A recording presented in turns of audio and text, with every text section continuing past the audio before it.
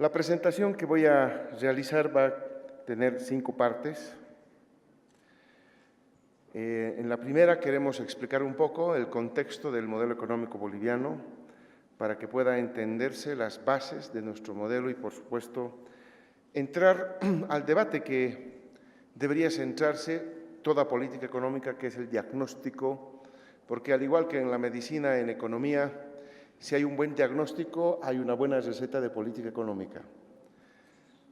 Y luego entrar rápidamente a hacer un balance de las principales medidas de política económica que hemos llevado adelante del gobierno del presidente Evo y concluir con los resultados económicos y sociales que entiendo nuestro vicepresidente esta mañana ha también ahondado en varias de las gráficas y datos que les van a parecer a ustedes algo conocidos, pero que creo que es importante contextualizarlos en lo que yo voy a mencionar.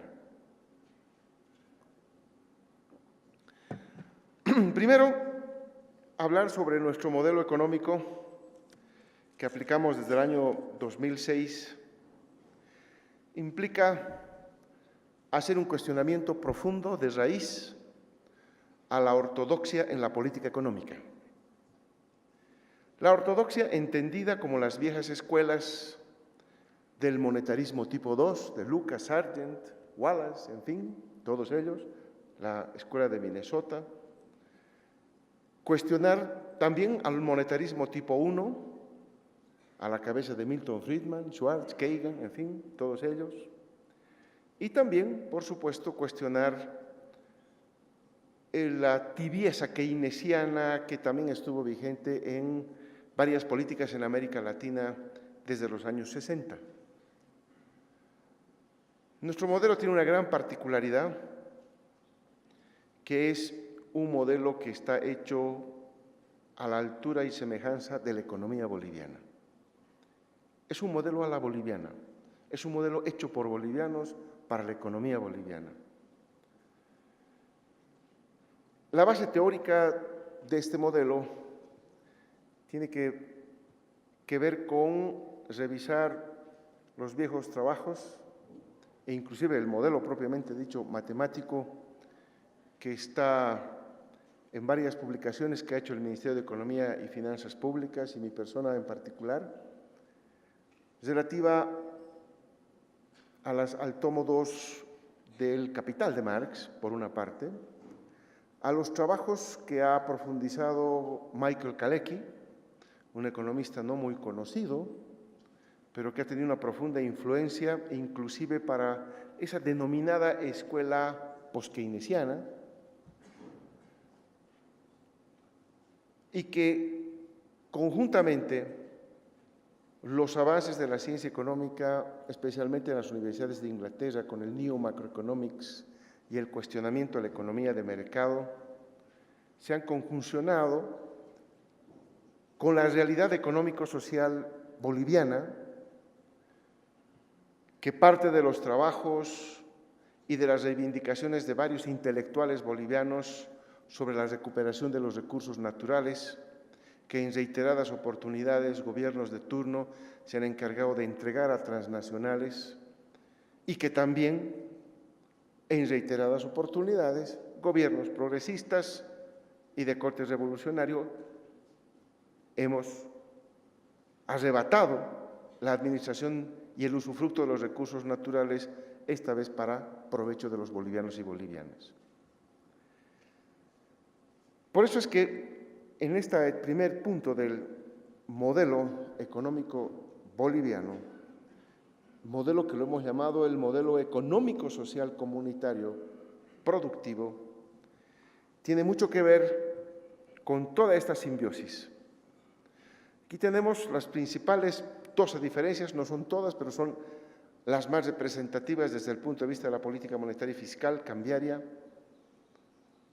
Las principales diferencias que tenemos frente al viejo modelo neoliberal que todavía en varios países de la región viene aplicándose y están enfrentando la crisis con esas viejas políticas económicas, y luego de esta crisis evaluaremos si estas o no tuvieron la efectividad para enfrentarlas en esa ortodoxia del manejo de las políticas económicas.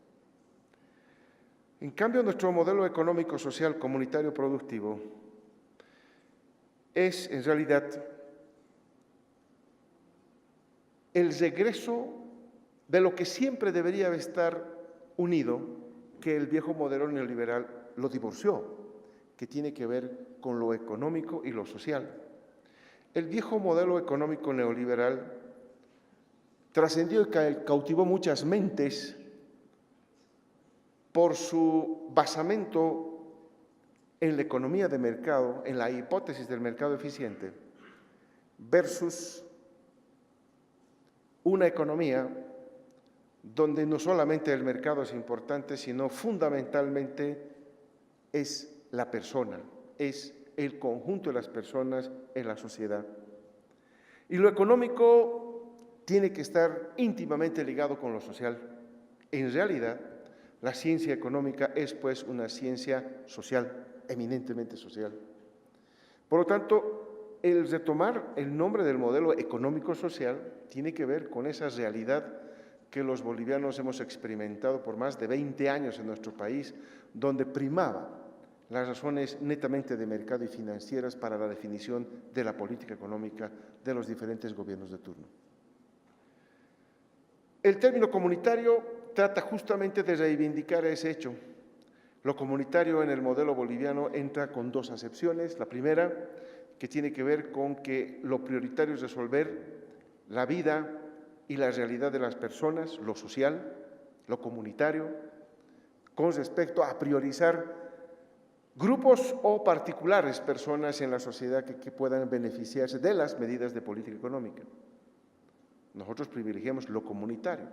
Y el segundo elemento que tiene que ver con lo comunitario tiene que ver con que nuestro modelo ha observado y ha aprendido de los pueblos indígenas originarios que habitan en nuestro país y ha aprendido que la convivencia, pero más aún la sobrevivencia de estas culturas sobre el capital han sido fundamentales y han, sobre todo, permanecido valores en la sociedad, en la comunidad indígena, que son rescatadas como valores fundamentales también de la nueva política económica, del nuevo modelo económico, social, comunitario, productivo. Valores como la solidaridad, que siempre destaco. Vamos a ver que una ley nuestra ha sido inspirada fundamentalmente en este valor de la solidaridad. Y la última palabra tiene que ver con un cambio en la lógica que tenemos los bolivianos ya desde hace 10 años atrás. El modelo neoliberal tenía un basamento en el mercado, generó, como todos sabemos, más de 21.000 mineros a la calle en Comibol en el año 1986. La política de ajuste se basó en el empleo y en la liberación del mercado, del trabajo, como la variable de ajuste para los costos del empresariado. Y de esa manera, mucha gente se dedicó al comercio y teníamos un país netamente comerciante. De ahí que muchos en la calle solían decir que cuando uno salía a comprar había más vendedores que compradores, porque todo el mundo se dedicaba al comercio y se olvidaba la esencia fundamental, nuevamente retomando el viejo libro de 3 tomos del viejo Marx, de que lo más importante en cualquier sistema económico, desde la comunidad primitiva, feudal, el capitalismo, el socialismo y hasta lo será en el comunismo, la base fundamental de esa sociedad tiene que ver con la producción de bienes materiales. Y el modelo nuestro hace énfasis justamente en lo productivo. Un cambio en la mentalidad que desde el colegio hoy, gracias a la nueva ley educativa Elizardo Pérez Averindo Siñani, ya desde nuestros niños aprenden a ser productivos, lo que tal vez muchos de nosotros en nuestros colegios, nuestras escuelas públicas o privadas, no hemos tenido la oportunidad de cultivar una mente productiva. Y ese es otro cambio fundamental en el modelo económico nuestro. Por eso es que cuando presentamos estas diferencias, que son las más notables, las más sencillas de poder comparar, queda absolutamente claro que nosotros en la política económica, para enfrentar la crisis del sistema, no hemos seguido una política ortodoxa. El modelo neoliberal planteaba el libre mercado y la eficiencia del mercado como hipótesis fundamental del desarrollo y desenvolvimiento del modelo. Nosotros planteamos más bien, por el contrario, la activa y participación del Estado en la economía. El Estado en la economía es el actor más importante de la sociedad. No solamente por la participación, que la vamos a ver enseguida, en la economía, sino fundamentalmente por el rol planificador y de liderazgo que tiene el Estado hoy en una sociedad que necesitaba de este actor fundamental para poder llevar a cabo las transformaciones que vamos a ver enseguida. El modelo neoliberal planteaba que el Estado debería tener un rol de gendarme, un rol simplemente observador. Para nosotros el Estado tiene que hacer todo lo que sea necesario para sacar a Bolivia de la pobreza. Tiene que ser planificador, empresario, inversionista, regulador, benefactor, promotor, banquero, tiene que hacer todo lo que sea necesario para que Bolivia salga de la pobreza. El modelo neoliberal era un modelo privatizador. La riqueza social iba a parar a manos privadas. Así lo hemos visto cuando muchas de nuestras empresas fueron privatizadas, los recursos naturales fueron privatizados, hasta el agua estaba en su momento en manos privadas. Nuestro modelo y la política económica es de un Estado nacionalizador que recupera para los bolivianos lo que perteneció a los bolivianos. El viejo modelo neoliberal repetía la vieja historia de nuestro país desde la colonia, es decir, reproducía el modelo primario exportador. El modelo primario exportador que se basaba fundamentalmente en la extracción de recursos naturales de nuestras minas, de nuestros hidrocarburos, y se exportaban tal cual los sacaban de las entrañas de las tierras bolivianas. De ahí nace la vieja frase que popularizó Paz Estenssoro, el primer presidente que aplica el año 85 el modelo neoliberal, al decir exportar o morir, porque había que exportar todo lo que fuera necesario sin importar el estómago ni los bolsillos de los bolivianos. Nosotros hemos planteado y estamos llevando a cabo políticas de industrialización de nuestros recursos naturales y de una promoción y un impulso, como vamos a ver, de la industrialización en todo sentido, vertical y horizontal en la economía nacional. La política de desarrollo y de crecimiento del modelo neoliberal basaba ese desarrollo y crecimiento en la demanda externa, en las exportaciones. El exportar y morir resumía esa política. Y muchos países de América Latina hoy continúan con esa política basándose en la exportación cuando los mercados internacionales se han desplomado. Y aplican políticas económicas como devaluaciones y otros cuando el mercado internacional está deprimido. Lo que es una contradicción y un contrasentido, pero hay países que siguen aplicando ese tipo de políticas sin darse cuenta que el contexto es absolutamente diferente a cuando se concibió esa ortodoxia en la política económica. En cambio, nosotros teníamos una tarea pendiente. La tarea pendiente era conciliar lo económico y lo social tenía que ver con reducir la pobreza. Tal vez muchos países en América Latina no tienen o no tenían en su momento la cantidad de pobres que Bolivia tenía. Y uno de los papeles fundamentales que tenía que hacer la política económica era reducir la pobreza. Y la reducción de pobreza implicaba un elemento favorable a dirigir toda la artillería a reducir la pobreza en nuestro país, porque eso generaba demanda interna, una demanda interna que ha sido potencializada por el gobierno nacional y que se ha constituido en uno de los principales motores del crecimiento económico. Y todavía tenemos espacio para seguir incorporando a las filas de la clase media a muchos más pobres todavía que tenemos, cerca de 2 millones de habitantes, de 10 que somos, 1,7 todavía continúan en la extrema pobreza, y todavía si continuamos haciendo políticas de reducción de pobreza, vamos a ir ampliando aún más el mercado interno, la demanda interna, que se convierte día a día en uno de los motores fundamentales que explican por qué Bolivia está bien pese al contexto internacional adverso. Sin descuidar, por supuesto, el mercado externo, que hay que exportar, que hay que convivir con una economía que tiene que relacionarse económicamente con varias otras economías, eso está absolutamente claro, pero el motor fundamental, cuando el mercado internacional anda deprimido, cuando hay una crisis internacional, lo más sensato es dirigir la mirada hacia el mercado interno. Y eso lo hicimos nosotros desde el año 2006. El modelo neoliberal era un modelo concentrador del ingreso en pocas manos. Eso se sabe, la teoría del goteo que desde Washington se elucubraba para poder plantear a los países este tipo de medidas, este tipo de políticas económicas. En cambio, nosotros partimos de un concepto totalmente diferente. Nosotros partimos del concepto en que tiene que haber una redistribución del ingreso.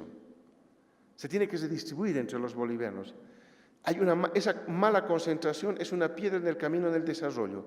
Partíamos nosotros de la hipótesis en que un país cada vez más igual crece más aceleradamente, y creo que nosotros somos la demostración de esa vieja hipótesis. Una hipótesis que inclusive en las universidades europeas, a la cabeza del francés Thomas Piketty, ha planteado que uno de los elementos centrales que explican la crisis del mundo en este momento tiene que ver con la alta concentración del ingreso en pocas manos. Y Bolivia, no hace 3 años atrás, cuando editaba el libro el señor Piketty, sino hace 11 años atrás, no solamente que ya lo había teorizado, sino que ya llevaba adelante políticas de redistribución del ingreso que permitieron al país crecer más aceleradamente que el resto de los países, como lo vamos a ver enseguida. Otro de los elementos del viejo modelo neoliberal tenía que ver con la economía centralizada en la iniciativa privada. Si el sector privado no era capaz de llevar adelante iniciativas proactivas de inversiones en una economía, esa economía tendía al fracaso, como ocurrió en nuestro país durante 20 años de aplicación del viejo modelo neoliberal desde 1985. Pues bien, nosotros somos la antítesis, porque en realidad la iniciativa de la economía la tiene, como decía, el Estado, bajo un concepto de economía plural donde hay campo para todos los actores, para el sector privado tradicional, el sistema capitalista, la contradicción trabajo asalariado y capital, para el cooperativismo y para algo que es fundamental para nosotros, para entendernos en realidad y vernos al espejo, que habíamos sido una economía que tiene un contenido elevado de economía plural, de economía comunitaria. Es decir, esos sectores precapitalistas que aún coexistían en el viejo modelo neoliberal, hoy tienen un lugar también en la economía nacional para poder aportar y contribuir al desarrollo económico. En el periodo neoliberal había una alta concentración y dependencia de la deuda externa para la inversión, y lo que hoy hemos demostrado al mundo entero es que Bolivia sí había sido capaz de generar ahorro interno, y este ahorro interno ha sido conducido fundamentalmente al área de inversión, que esto nos está permitiendo un crecimiento más acelerado. Asimismo, la pobreza y la desigualdad era una característica de todo país que aplicaba medidas de corte neoliberal. Se profundizaban las desigualdades en esos países y se profundizaba la pobreza. Por eso el dicho popular que decía en ese momento: el modelo neoliberal hace a los pobres más pobres y a los ricos más ricos. Los ricos se hacen más ricos porque concentran más riqueza, y los pobres se hacen más pobres porque básicamente están siendo discriminados en la sociedad. Y lo que el modelo económico plantea es un mayor desarrollo, oportunidades y sobre todo movilidad social para los actores de un país. El objetivo en el neoliberalismo fundamental era la estabilidad de precios. Para nosotros el crecimiento económico con redistribución del ingreso es una premisa con estabilidad macroeconómica. Es decir, la estabilidad es un patrimonio social, es un punto de partida, no una meta como en el modelo neoliberal. Había una dependencia fundamental de organismos internacionales como el Fondo Monetario Banco Mundial para la toma de decisiones en las políticas económicas cuando se aplicaban medidas de corte neoliberal en nuestro país. Hoy tenemos políticas económicas soberanas. Las hacemos nosotros. Nos podemos equivocar, pero lo hacemos nosotros. No necesitamos que nadie nos venga a hablar en inglés al oído para equivocarnos. Nosotros tomamos las decisiones de manera absolutamente soberana. Y finalmente, una característica que siempre hemos criticado desde la universidad es que en el modelo neoliberal no existía política fiscal, política monetaria. Lo único que existía era una política cambiaria de persistentes y sostenidas devaluaciones. Y era lógico entender por qué el modelo neoliberal no podía tener una política monetaria, porque el propio modelo de estabilización que se plantea el año 85 determina que el tipo de cambio se convierta en el ancla nominal de la inflación,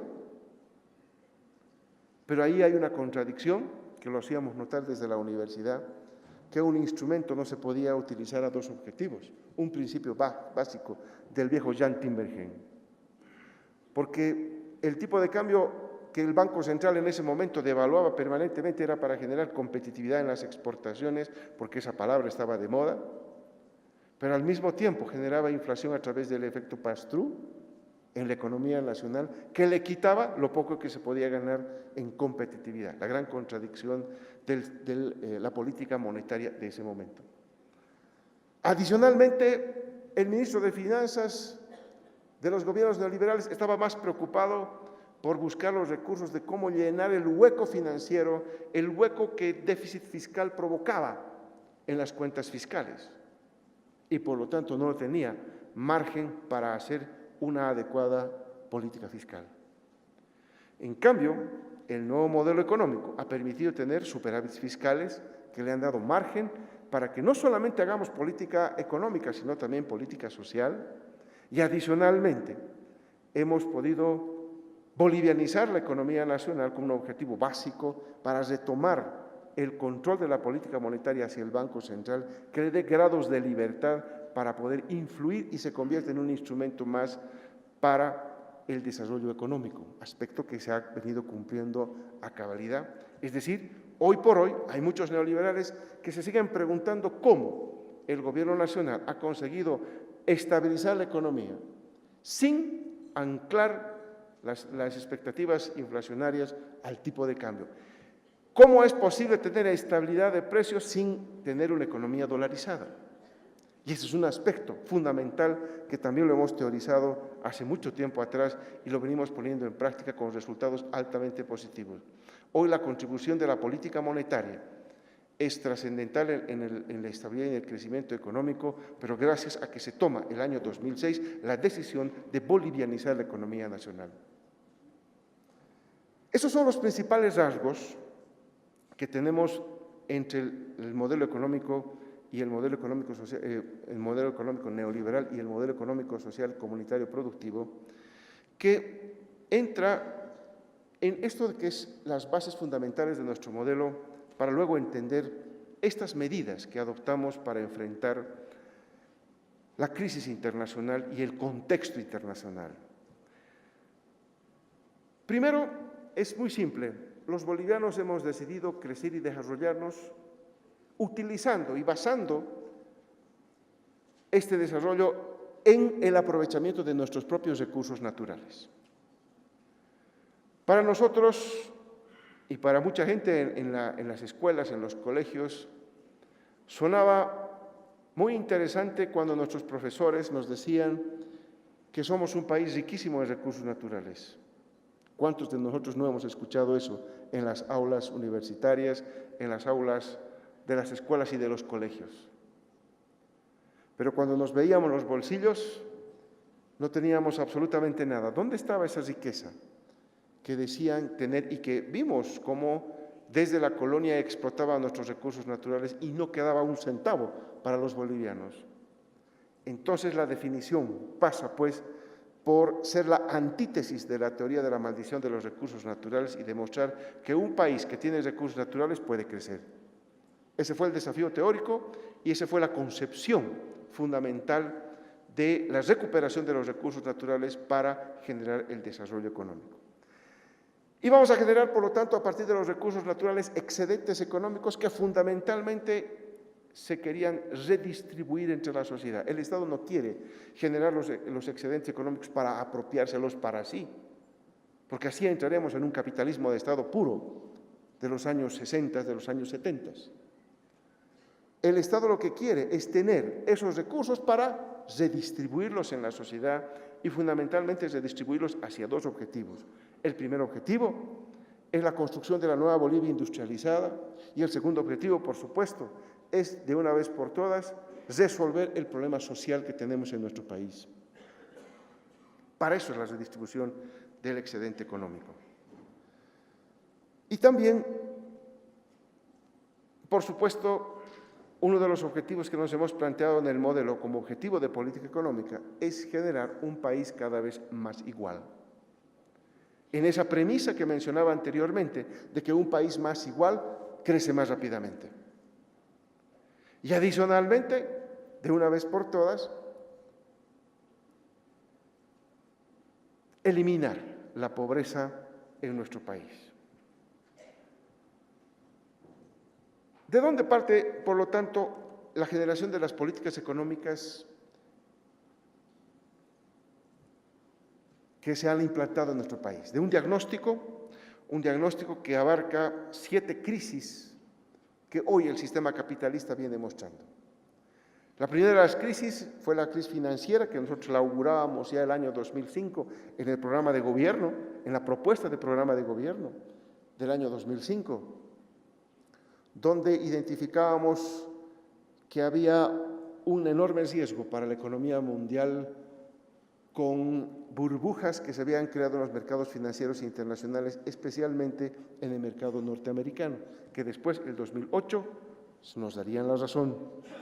Pero no solamente es la crisis que estamos enfrentando, esa crisis financiera que ha tenido su coletazo en Europa, que ha tenido sus efectos en el Asia y que todavía hoy muchos de esos efectos, de esos coletazos seguimos enfrentando, no es la única crisis que está presente. También está la crisis climática, que los organismos internacionales han bautizado muy elegantemente como cambio climático, resiliencia al cambio climático, pero que en realidad tiene que ver con una crisis climática porque es incontrolable por el ser humano y que está siendo provocada justamente por el desarrollo y la producción desordenada que hubo en los países desarrollados para lograr el desarrollo que hoy muchos países ansiamos. Un desarrollo que ha provocado el calentamiento global que hoy enfrentamos y que tenemos que pagar la factura fundamentalmente los países más pobres. Eso es lo que estamos enfrentando en este momento, una crisis climática, que muchos países desarrollados, ricos, poderosos, se rehuyen a discutir en las mesas de negociación porque implicaría que ellos tendrían que pagar por todo lo que ha ocurrido en el planeta y eso significa enormes costos porque la reconversión energética y otros factores de mejoramiento climático pasa por grandes inversiones que se tienen que hacer. La crisis energética es otro elemento que nosotros hemos siempre puntualizado como uno de los elementos inspiradores para la política económica. La crisis energética la hemos ido viendo paulatinamente cómo se ha ido dando cuando en los años 90, en los años 2000 y a principios de este siglo, muchas ciudades, paradójicamente París, la ciudad luz, de pronto tiene apagones. Nueva York tiene apagones. Es decir, la concentración del consumo de energía está principalmente en los países desarrollados, pero cada vez las fuentes generadoras de energía en estos países son cada vez menores. Y por lo tanto, para satisfacer la enorme demanda de energía, se requiere cada vez más energía que provenga de los países que están en el hemisferio sur. Y de pronto esa crisis energética para los bolivianos debe convertirse pues en una oportunidad en la que la crisis energética que hoy muchos países que requieren energía están provocando, Bolivia puede convertirse en un gran proveedor de energía como lo apuntábamos el año 2006. Bolivia tiene enormes posibilidades de producir energía. Hasta el año 2007-2008 solamente producíamos energía con las viejas y rudimentarias maquinarias que heredábamos desde la década de los años 60.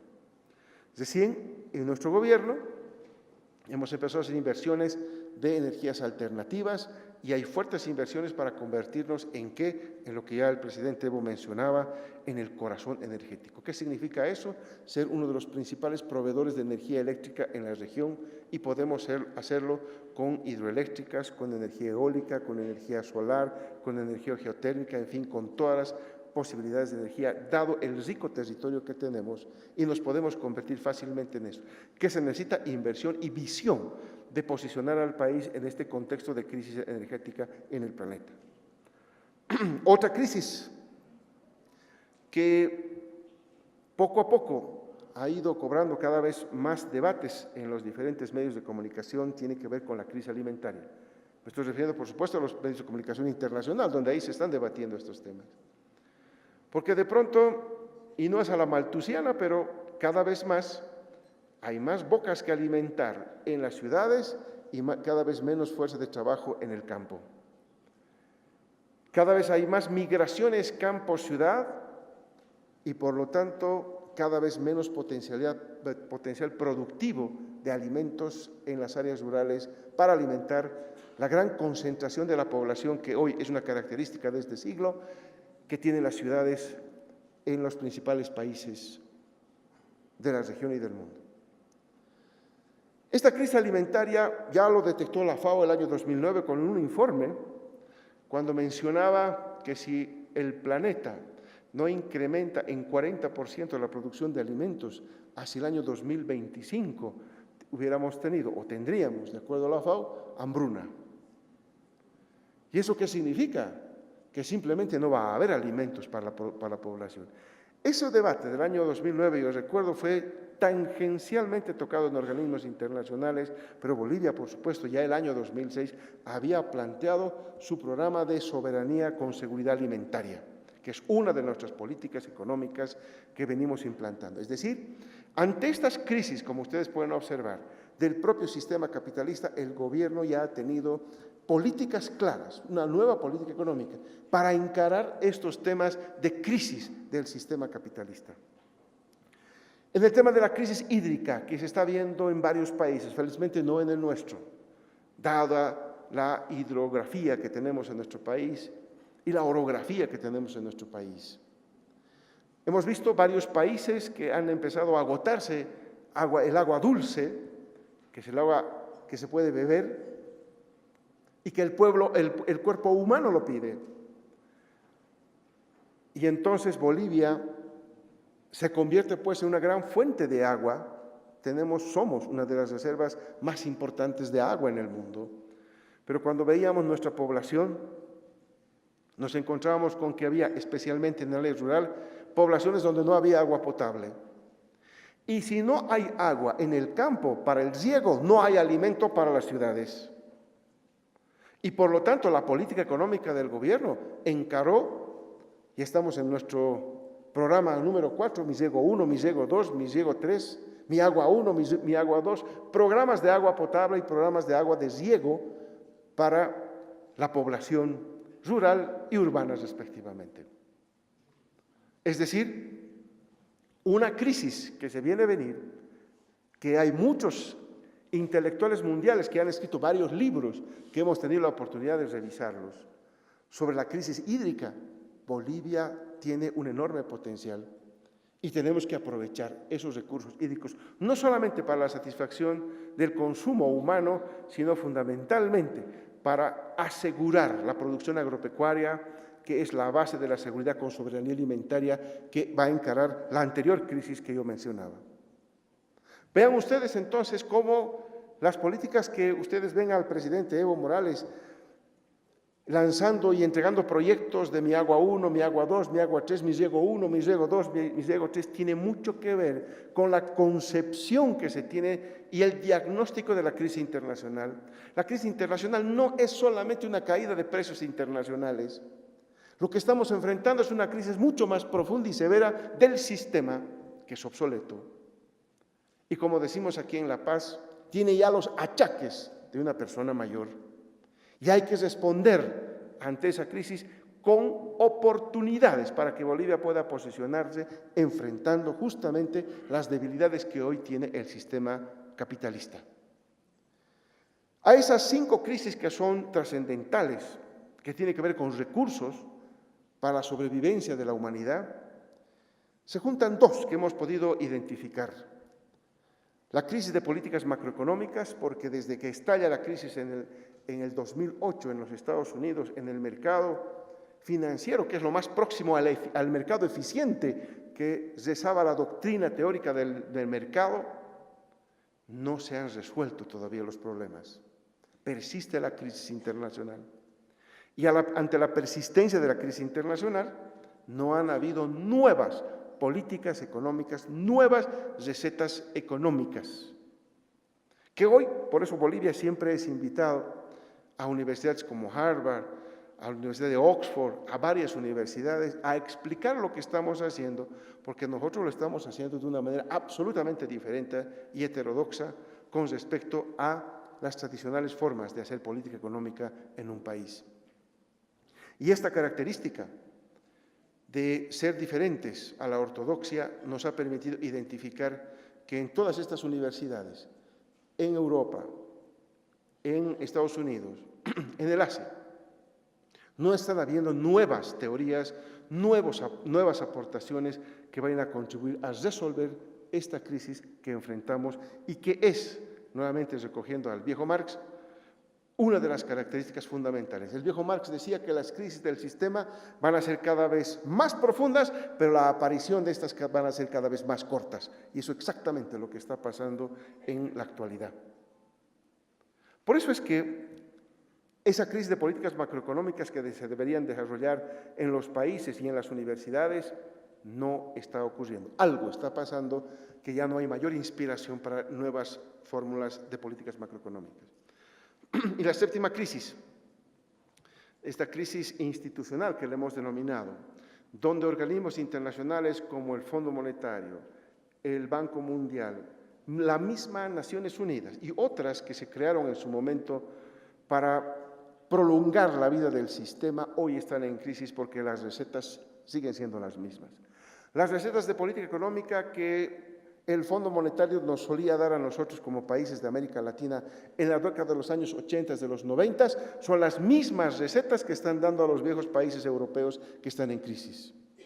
Son las mismas recetas que están dando a los países africanos que están enfrentando problemas y a otros países. Son exactamente las mismas. No ha habido un cambio, una renovación en la concepción de las políticas económicas y que se siguen dando las mismas recetas que nosotros hemos sido testigos en carne propia de lo negativas que han sido y de lo que han ahondado aún más bien, la crisis en lugar de solucionarlas. Esos son los factores al cual nosotros enfrentamos en la actual coyuntura internacional. Es una crisis estructural del sistema capitalista. No es solamente la caída de los precios internacionales, que es una manifestación de la sobreproducción que existe en el mundo. Es una gran fábrica que se llama China, donde todo se produce ahí, la fábrica del mundo, donde hay sobreproducción, y de pronto cuando esta fabriquita empieza a disminuir su producción, porque ya los países donde les vendía empiezan a enfrentar crisis producto del sistema financiero internacional, la crisis del 2008, caen las demandas de materias primas para producir bienes que se vendían en estos países y por lo tanto empieza el contagio de la crisis internacional. Pero como ven ustedes, eso es solamente uno de los elementos del contagio, sino hay otros elementos más que acabo de señalar. Ante eso, Bolivia ha tenido respuestas para producir alimentos, no solamente para satisfacer la soberanía con seguridad alimentaria en nuestro país, sino para convertirnos en un gran jugador en el mercado de alimentos, exportación de alimentos con valor agregado. Hoy Bolivia es uno de los pocos países en el planeta que puede venderles, que puede ofrecer al mundo entero alimentos saludables, sin entrar a la producción de transgénicos y otra incursión de la biotecnología que de manera apurada muchos países empiezan a introducir porque la cantidad de alimentos que producen es insuficiente para satisfacer la demanda de esos productos. Y esos productos en los mercados internacionales, el producto que es natural, que no tiene componentes transgénicos, que es un mercado o es un alimento saludable, tiene mayor precio y deberían tener mayores precios nuestros alimentos en los mercados internacionales. A eso le estamos apostando. Segundo, el tema de la producción de energía eléctrica, convertirnos en un gran jugador, tenemos la capacidad de hacerlo. Industrializar nuestros recursos naturales es una tarea que la venimos haciendo. Esas son las políticas económicas que Bolivia viene realizando ahora y, por supuesto, garantizar sobre todo el agua, no solamente para el uso y el consumo de las personas, sino fundamentalmente para el riego, la producción de alimentos que ya mencioné. ¿Cuáles son las principales medidas, por lo tanto, en esta lógica de entender la política económica boliviana, que tiene, por supuesto, una diferente concepción e inclusive ideológica con respecto a otros países? La nacionalización se ha constituido en una de las principales medidas de política económica que hemos aplicado nosotros desde el año 2006. Los debates en nuestro país antes de la nacionalización era cómo vamos a nacionalizar. Si nacionalizamos los hidrocarburos, se van a escapar los capitales. Eso nos decían. Varios expresidentes que hoy se pasean los medios de comunicación decían eso. Pero aún así, hubo la decisión política y la valentía del presidente Evo de llevar adelante una política de nacionalización de los hidrocarburos que ha sido el pilar fundamental y la transformación, porque se ha convertido la nacionalización en la principal fuente de recursos que nos ha permitido potenciar los otros sectores que hoy están generando riqueza también en la economía nacional. Fue el punto de partida fundamental, pero no solamente nacionalizamos por nacionalizar. Nacionalizamos primero para recuperar, porque ahí yo quiero responder a varios opinadores neoliberales que decían, ¿acaso no han sido los precios internacionales los que han beneficiado a Bolivia, y si no hubieran habido los precios internacionales elevados, Bolivia no hubiera tenido los ingresos que se tenían y no hubiéramos tenido el desenlace económico que hoy tenemos para mostrar al mundo entero? La pregunta es muy sencilla. Si hubieran mantenido los recursos naturales en manos de las empresas privadas transnacionales y hubieran habido los incrementos de los precios, como se ha observado, no desde el año 2006, sino desde el año 2003 que han empezado a subir los precios del petróleo, esos recursos no los hubiéramos visto nosotros los bolivianos. Esos recursos hubieran ido a parar a manos de las transnacionales. Y por lo tanto, como ha ocurrido en el pasado, donde recordábamos que somos ricos en recursos naturales, pero nunca habíamos gozado de esos recursos naturales, de los recursos que dejaban para Bolivia la explotación de los recursos naturales, no nos hubiésemos podido proveer de este capital que ha sido el punto de partida para poder industrializar y desarrollar y lograr todo lo que hoy tenemos en nuestro país. Eso hubiese quedado, como en el pasado, en manos de las transnacionales, no de los bolivianos. Hoy la política redistributiva, nuestros bonos, el bono Juancito Pinto, la renta dignidad, que se queda en los bolsillos de los bolivianos, proviene de la nacionalización de los recursos naturales. Ahí está basada fundamentalmente la política redistributiva del ingreso. Es como si el gas, en lugar de devolverles a los bolivianos una partecita de gas que le corresponde, le estamos devolviendo en bonos, le estamos devolviendo en rentas de vejez. Esa es la gran diferencia que tenemos y es, por lo tanto, uno de los principales elementos. Pero no solamente han sido los hidrocarburos, han sido algunas minas que han vuelto a manos del Estado, han sido las generadoras, distribuidoras de energía eléctrica que han vuelto a manos de los bolivianos, que nos están permitiendo hacer este tipo de inversiones.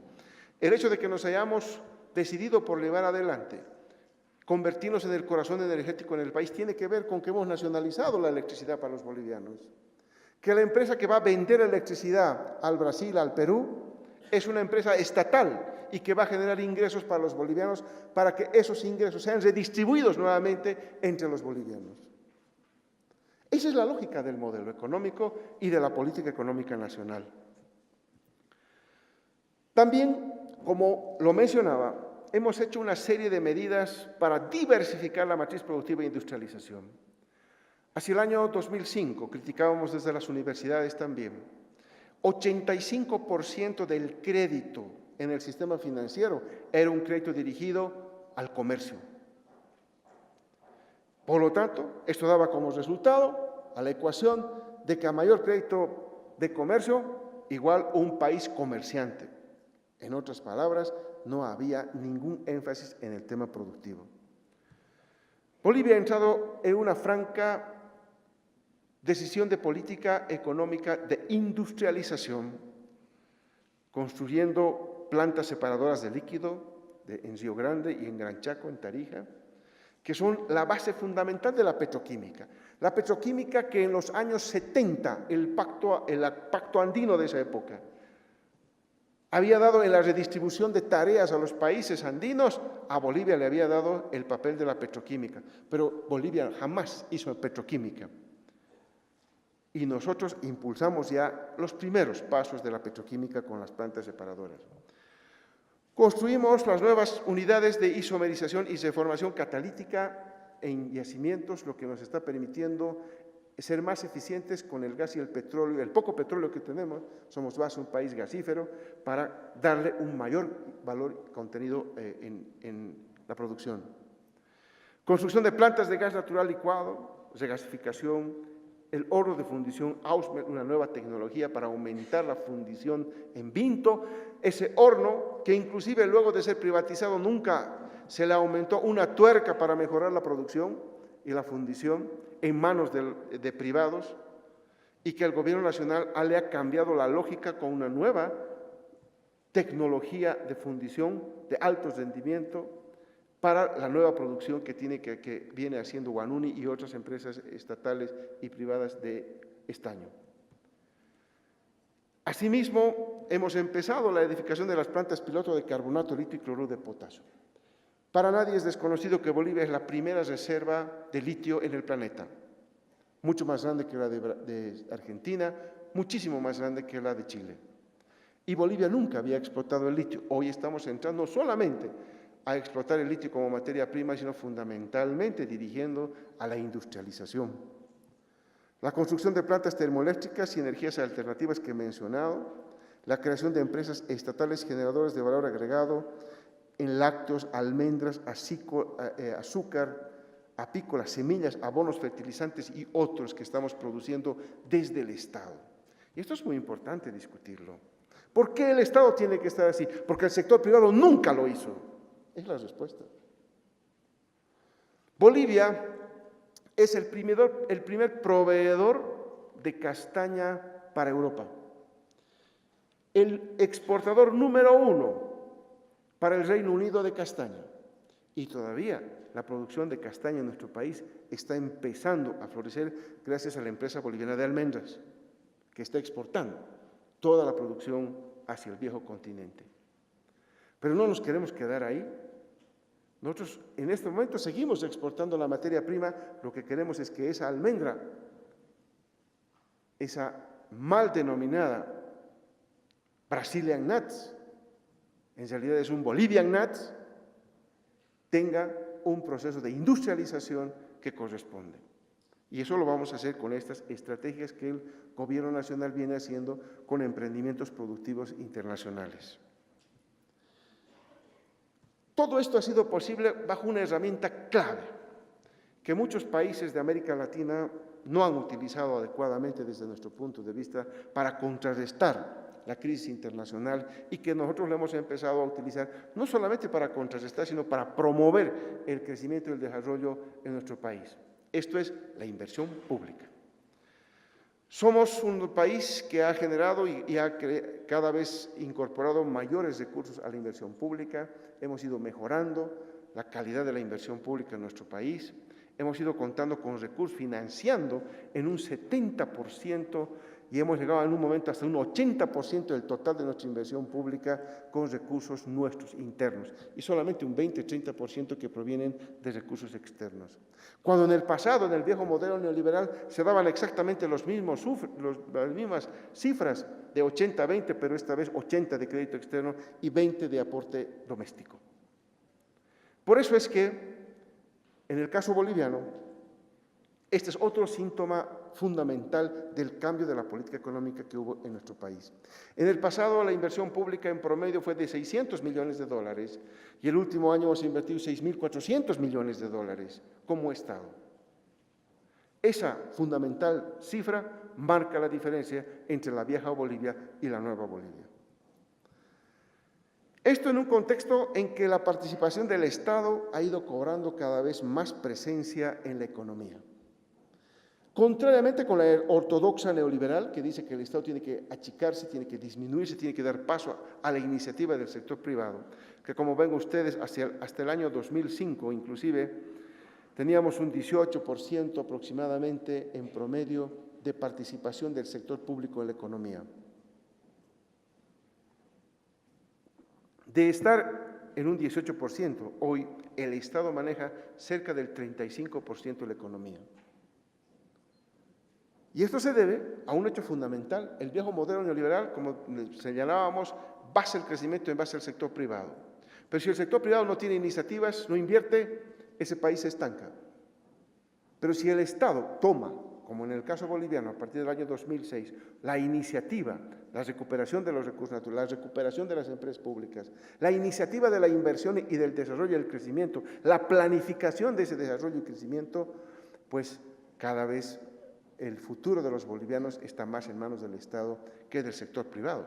Esa es la nueva lógica del modelo económico boliviano. Con esto no estamos queriendo decir que el Estado quiere estar en el 100% de las actividades de la economía nacional, ¿no? Queremos estar en lo más importante. Y allá donde no quiera estar el sector privado, donde no esté el sector privado, tiene que estar el Estado.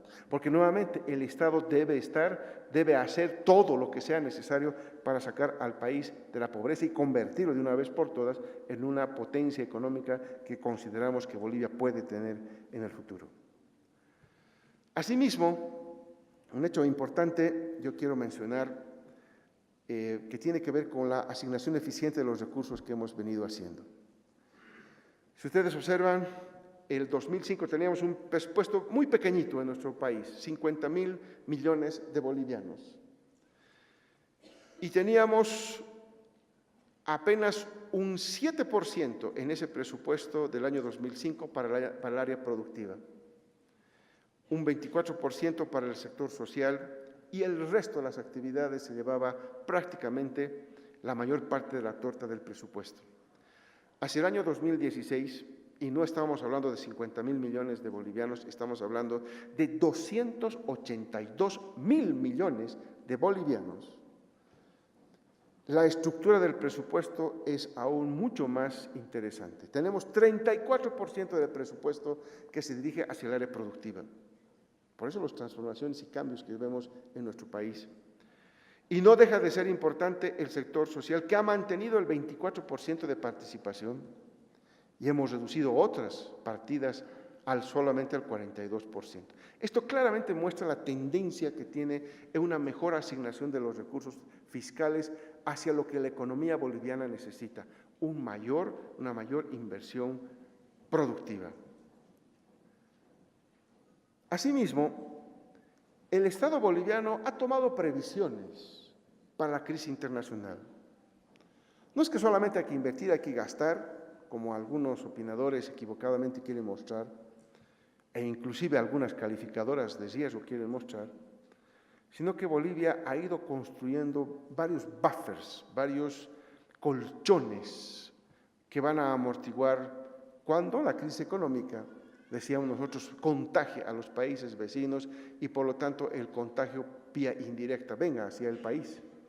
Y esos buffers son primero la construcción de las reservas internacionales, que hoy están en 11.000 millones de dólares, un fondo de requerimiento de activos líquidos que sobrepasan los 1.800 millones de dólares, es otro buffer, que es básicamente el recurso de libre disponibilidad que tiene el Banco Central cuando existe problemas con el sistema financiero. La creación de un Fondo de Devolución Productiva, el FIMPRO, que tiene en este momento 783 millones de dólares, el Fondo de Protección al Ahorrista y el Fondo de Protección al Asegurado que hemos creado hace varios años atrás con la Ley de Servicios Financieros y ya tiene 588 millones de dólares. Y finalmente un stock, una reserva que tienen los gobiernos subnacionales con sus saldos de caja y banco sin utilizar, que a la fecha llegaban a 1.593 millones de dólares. Es decir, Bolivia tiene un buffer en este momento de 16.409 millones de dólares. Eso significa el 44% del producto. Por eso es que Bolivia no siente la crisis internacional. Por eso es que los bolivianos no estamos sintiendo lo que nuestros hermanos brasileros, lo que nuestros hermanos argentinos, uruguayos, paraguayos, en fin, hoy están enfrentando y sufriendo: la crisis, el desempleo, la inflación. Bolivia ha construido, no solamente nos hemos dedicado a construir la Bolivia industrializada, a resolver los problemas sociales de nuestro país con redistribución del ingreso, sino también nos hemos dedicado a construir estos buffers, que son las reservas que nosotros tenemos para que la población boliviana no sufra. Hemos sido precavidos también para conformar estos recursos cuando se podía tenerlos. No es que hemos derrochado la plata como quieren hacernos ver. La plata está ahí. Y aquí están los fondos que yo he mencionado que han construido este buffer, que también forma parte de la política económica de nuestro país para enfrentar la crisis internacional. Una ley que nos sentimos muy orgullosos porque inclusive en este último viaje a España he escuchado muchas organizaciones que han elogiado nuestra ley de servicios financieros, es que le hemos dado a la banca un rol en nuestro modelo. Le hemos dicho de ser una entidad que definía las reglas de manera dictatorial para quien iba a prestarse del sistema financiero, hoy va a cumplir reglas. Y la regla fundamental es que los bancos tienen que dedicarse toda su cartera, en un 60%, de su cartera, tienen que dedicarse a los créditos productivos y a los créditos de vivienda de interés social. Y esto ha permitido que estos créditos destinados, por ejemplo, a la vivienda social, partan de 228 millones en julio, cuando lanzábamos nuestra política, y hoy tenemos 1.322 millones de dólares ya asignados a crédito de vivienda de interés social. Esto quiere decir que estamos resolviendo el problema de la vivienda propia de muchas familias bolivianas. Muchas familias han beneficiado de estos créditos a bajas tasas de interés en condiciones absolutamente accesibles, que hemos impuesto al sistema financiero para que coadyuve en la resolución del problema de la vivienda en nuestro país. Asimismo, el tema de los créditos productivos, que van entre tasas de 6 al 12%, hemos logrado que de una cartera de 1.100 millones el año 2005 al crédito productivo, hoy tengamos 6 veces más. Hoy la cartera de crédito productivo del sistema financiero es de más de 6.700 millones de dólares de crédito productivo. Por eso es que le estamos dando una diferente lógica de enfrentar la crisis y de emprender las bases fundamentales de la producción material en nuestro país. Estamos impulsando al sector productivo y esto tiene que ver con las grandes empresas, las medianas, las micro, las pequeñas y las más pequeñitas empresas que tenemos en nuestro país, las empresas familiares. Todas ellas pueden acceder a estos créditos productivos con las condiciones que hemos establecido en esta nueva ley de servicios financieros. Es decir, hoy la banca ya no hace lo que quiere. Hoy a la banca le decimos qué tiene que hacer para coadyuvar a la tarea que todos los bolivianos tienen que hacer, que es el crecimiento y desarrollo económico. En materia de apoyo al sector productivo, se han implementado también una serie de fondos de garantía, tanto con nuestro ProPyme del Banco Unión como del Banco de Desarrollo Productivo. Hemos creado el Banco de Desarrollo Productivo, antes no había un Banco de Desarrollo en nuestro país. El neoliberalismo fue aplicado, pero a rajatabla en nuestro país y eliminó todo banco de desarrollo cuando algunos países, como el propio Chile, tiene un banco de desarrollo productivo, Brasil tiene su banco de desarrollo, muchos países que han aplicado medidas de corte neoliberal han mantenido instrumentos valiosísimos de apoyo al sector productivo. No fue el caso de Bolivia. Tuvimos que crear el Banco de Desarrollo Productivo para impulsar nuestro propio sector productivo y hoy está generando una buena cantidad de préstamos para el sector productivo. Hay créditos sectoriales que hace el BDP y hay créditos que también están siendo canalizados con recursos del Tesoro General al sector productivo. Asimismo, lo mencionábamos, una de las principales políticas económicas ha sido la bolivianización, donde por fin hemos logrado, luego de muchos años, consolidar la bolivianización de nuestro país. Hay mucha gente joven que no conoce en su bolsillo el dólar, lo que para nosotros era muy cotidiano tener dólares en el bolsillo. Hoy la juventud no conoce el dólar norteamericano, hoy la juventud transa en bolivianos, efectúa sus operaciones en bolivianos, ahorra en bolivianos. Hemos cambiado la lógica en nuestro país, porque nuestra moneda, gracias a todo lo que estamos haciendo en el gobierno nacional y en lo que hace la política monetaria y el Banco Central, ha permitido tener esa confianza en la moneda nacional luego de mucho tiempo. Hemos reducido las presiones inflacionarias con varios programas de apoyo a la producción de alimentos, la EMAPA, la provisión en algunos casos de harina subvencionada cuando el precio de la harina estaba por encima de los $600, $700 la tonelada en el exterior, y con las políticas de mayor producción de trigo en nuestro país. Cuando entramos al gobierno, 80% de la producción de trigo era importada. Hoy estamos cerca del 50%. Es decir, estamos reduciendo la dependencia de muchos de los alimentos en esta lógica de lograr la soberanía alimentaria. También podemos mencionar varias medidas de política tributaria que han coadyuvado en ampliar la base tributaria, en ampliar la base de ingresos del Estado que hoy tenemos. Se han creado varios nuevos impuestos, el impuesto al juego, el impuesto a la venta de moneda extranjera, la alícuota porcentual del impuesto al consumo específico, es decir, hemos aumentado las alícuotas de impuestos a las bebidas para financiar fundamentalmente programas deportivos. Hemos aplicado alícuotas adicionales al impuesto a la utilidad del sector financiero y el sector minero. El sector financiero en nuestro país paga más que cualquier otro sector en impuestos a las utilidades, por ser una labor básicamente especulativa. Y fundamentalmente el sector minero, que tiene un rango de precios que cuando la cotización superan ciertos límites, duplican el pago de las regalías y de los impuestos. Cuando estos precios bajan, también el impuesto y la alícuota bajan en proporción a estos precios internacionales. Hemos promulgado la ley de precios de transferencia, donde estamos ahora vigilando que las transferencias que hacen y que llegan de las empresas matrices a subsidiarias aquí en Bolivia y viceversa, estén de acuerdo a las condiciones de mercado y racionales para poder cobrarle los impuestos adecuados. Se ha generado una conciencia tributaria importante en la sociedad. La mora de los impuestos apenas es del 3%. Y se tratan de sectores que fundamentalmente lo que les ha faltado es información. Y es lo que estamos haciendo ahora, promoviendo mayor conciencia tributaria con información para estos contribuyentes.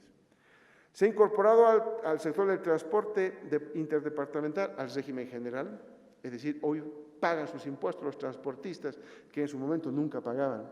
Uno pagaba su pasaje para la flota para viajar de un destino a otro y ese flotero no pagaba ningún impuesto. Hoy están pagando impuestos. Se ha difundido información sobre el uso de los recursos y hemos automatizado varios procesos en el tema tributario. Creo que es otra de las medidas que yo resalto en nuestro gobierno. Hemos ampliado la base tributaria, hemos generado más ingresos tributarios, pero fundamentalmente abarcando a aquellos sectores que antes no contribuían. En materia de deuda pública también podemos sentirnos muy orgullosos. Somos uno de los pocos países que ha reducido drásticamente la deuda externa, como lo vamos a ver en los datos enseguida. Hemos creado el Consejo Interministerial de Deuda Pública, el COIDEP, donde ahí se determinan los lineamientos del endeudamiento externo, del endeudamiento interno, y eso es un elemento fundamental porque ahora esto está absolutamente transparentado y por mucho más todavía está interactuando entre varias instancias en materia de gobierno. Hemos diversificado fuentes de financiamiento para el Estado boliviano.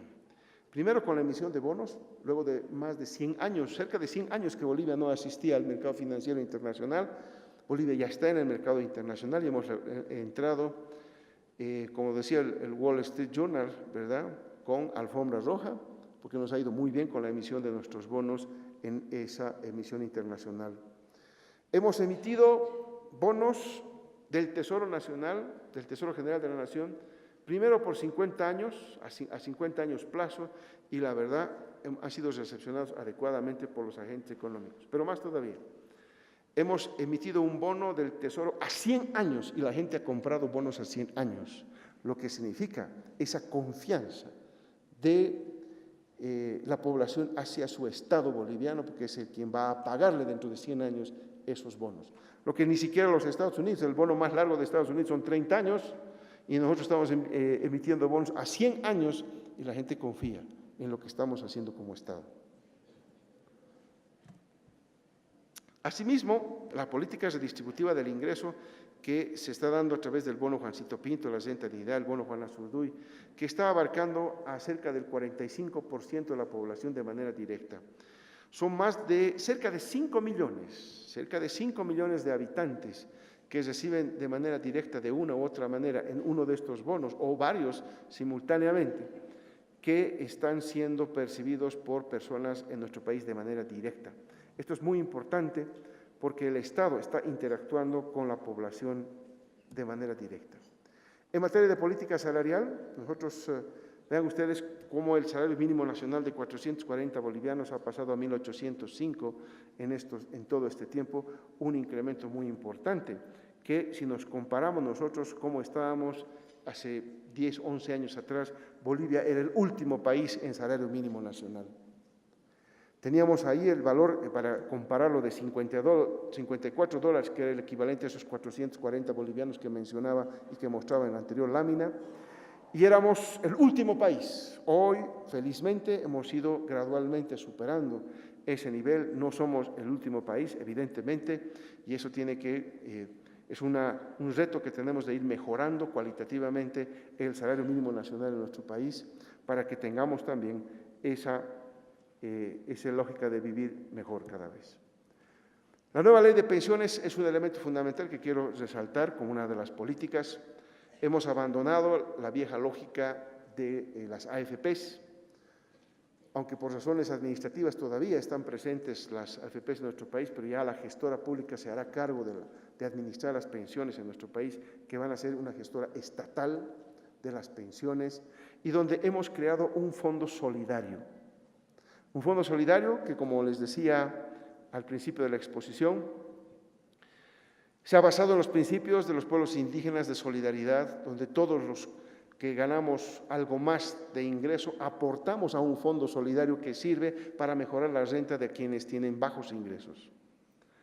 En el pasado, uno se jubilaba en Bolivia con 400, con 500, con 600 bolivianos, de acuerdo a sus aportes, porque era lo único que tenía para la jubilación. Hoy, con el aporte de este fondo solidario, las personas han logrado jubilarse con rentas aceptables, razonables, y ese fondo no está, hemos hecho los estudios de sostenibilidad con varias empresas internacionales, y el sistema de pensiones que tenemos es absolutamente sostenible. Ellos nos han garantizado que en los siguientes 20, 25 años, que es el horizonte que se tiene una evaluación como esta, nuestro sistema de pensiones va a existir, va a seguir siendo sostenible. Y eso es muy importante. Se ha reincorporado el aporte patronal, hemos reducido, como en ningún otro país, la edad de jubilación en nuestro país a los 58 años. En el periodo neoliberal, la edad de jubilación era de 65 años. Y los países europeos, tras esta crisis internacional, han empezado a subir más bien la edad de jubilación. Y nosotros le hemos bajado a 58 años. Y para las mujeres que tengan un hijo que se les reconozca al menos 3 nacidos vivos, pueden jubilarse inclusive a los 55 años. Rápidamente los resultados económicos y sociales, tengo 10 minutitos, así que voy a ser muy rápido. Este cuadro lo ha mostrado el vicepresidente esta mañana. Este es un gráfico que es interesante verlo. La línea gruesa con una tendencia muy clara y sostenida al crecimiento es el crecimiento boliviano, y el resto de los países de América del Sur están ahí con una inflexión hacia el año 2013, producto de la crisis internacional que vive nuestra región. Adicionalmente, mostrar que hemos tenido 3 veces medalla de oro como país de mayor crecimiento económico en la región. El año 2009, el año 2014, el año 2015, y todo apunta a que este año también Bolivia va a tener el mayor crecimiento económico de la región. Y esto lo hemos hecho no matando al empresariado privado. Fíjense ustedes que es el periodo en que el que han tenido más bien el mayor crecimiento de las empresas privadas.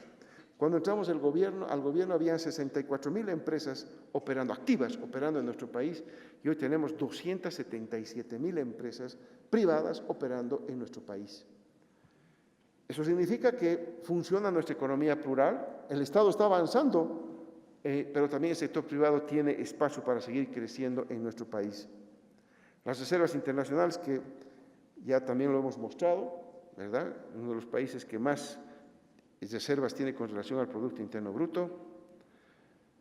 El ahorro del sistema financiero muestra datos absolutamente saludables, la cartera bruta creciendo, y con un elemento adicional que es el último gráfico a la derecha, que es con una bolivianización, como les mostraba ahí. De tener 7% de los créditos en bolivianos hacia el año 2005, hoy tenemos 96% de los créditos en bolivianos. La mora es la más baja de la región. Entiendo, algunos medios de comunicación tratan de exaltar, de exacerbar, de que ha subido la mora, pero claro, sube de 1,7 a 1,6, ¿no? O de 1,6 a 1,7, y eso creen que es una gran mora, cuando nosotros tenemos la mora más baja de la región, como ustedes pueden ver ahí. Y eso que arrancamos como el país de más alta mora hacia el año 2005.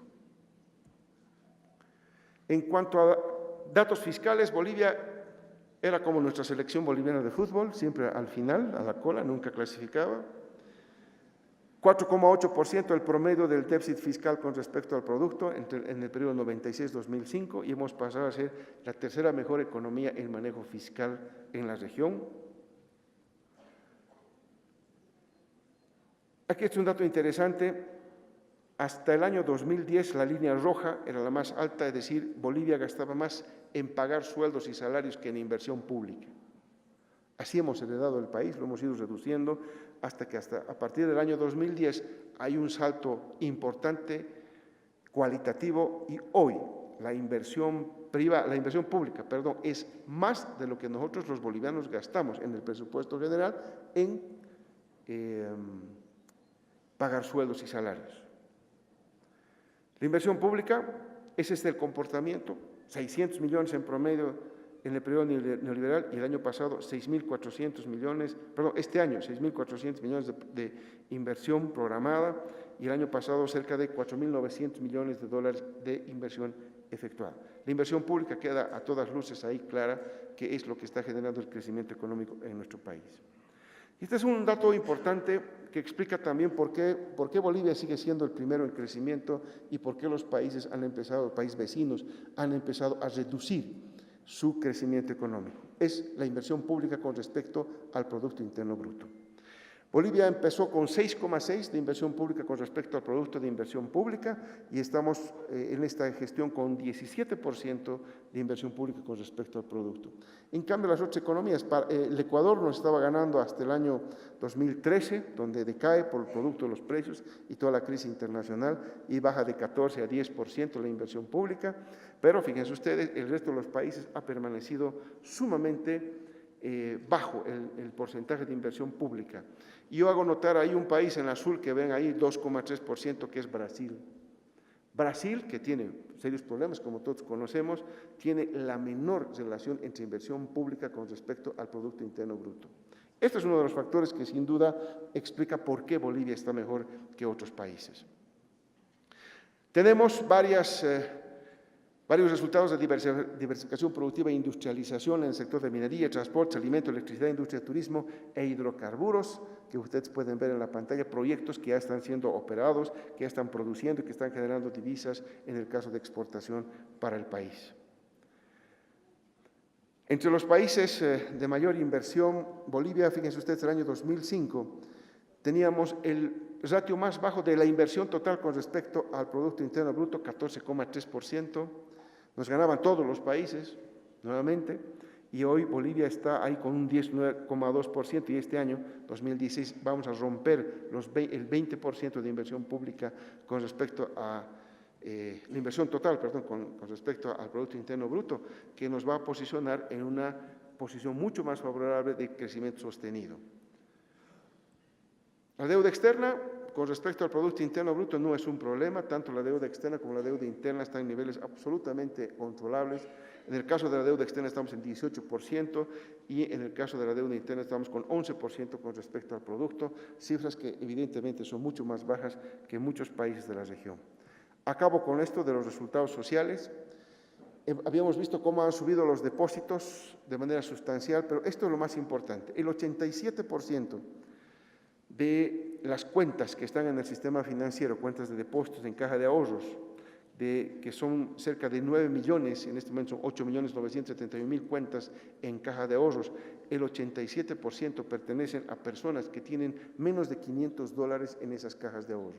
Es decir, se ha democratizado, se ha llegado a la gente más pobre es la que tiene en realidad en su cuenta algo de dinero que antes no existía. Ahora estamos mostrando que es posible generar ahorro interno en nuestro país y un ahorro interno que se genera fundamentalmente por las clases más oprimidas de menores ingresos en nuestro país. La tasa de desempleo ha caído del 8% al 3,5% y de acuerdo a estadísticas internacionales, Bolivia es el país con más baja tasa de desempleo en la región. El nivel de pobreza extrema de 37-38% lo hemos reducido a 17% y comparativamente, como ustedes pueden ver en el gráfico de la derecha, Bolivia era el último país, el más pobre en términos de pobreza extrema. Ya hemos dejado de ser el país con mayor pobreza extrema en la región. Y no es que el Paraguay lo haya hecho mal, ha reducido de 27 a 20% la pobreza extrema, pero el modelo económico, social, comunitario, productivo boliviano ha reducido mucho más rápidamente la pobreza en nuestro país. El coeficiente Gini, y con esto acabo, de tener un país altamente concentrado, el ingreso en pocas manos, como lo muestra el coeficiente Gini, juntamente con Brasil, y lo ven en el gráfico de la derecha, éramos los países peor distribuidos, o si ustedes quieren, de mayor concentración del ingreso en pocas manos. Nos hemos convertido en el quinto país mejor distribuido del ingreso en la región. Esos son los resultados económicos o sociales de una política económica que, por cierto, y muy claramente lo hemos dicho, es muy diferente a la que se aplica en otros países. Muchísimas gracias.